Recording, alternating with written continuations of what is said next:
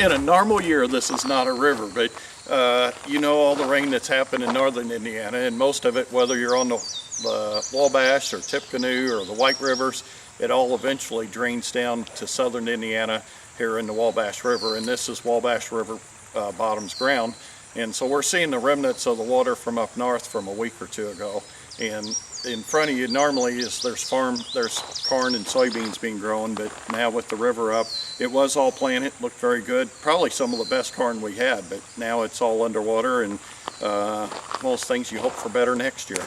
It had crested and it was headed down, and I thought we might try to plant some beans here in late July. I know it'd be risky, but we were going to try it. But then here about 3 or 4 days ago, Indianapolis and northern Indiana got several more big rains, and it's coming back up again. And that's really unusual once you crest and head down for it to turn around and come back. But that's what it's doing this year. It kind of goes along with the rest of the year and all the rain and what we've had. In 2012, we were kind of the center of the drought. Or if you looked on the maps from the Weather Service, this little area here was the worst. I forget what color, but it was the worst color you had.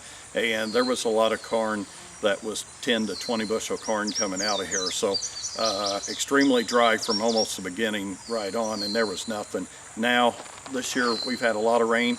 If you're in the higher areas where you can get rid of the water, the crops look fairly good. But if you're in any river bottoms, creek bottoms, the crops are suffering and look pretty sad, or there are no crops. We've got some friends that farm predominantly river bottoms, and you know, they've lost pretty well everything, so they're going to be relying on crop insurance just to survive. And if you know crop insurance, you don't make a lot of money. It just kind of gets your input costs back and survive for another year.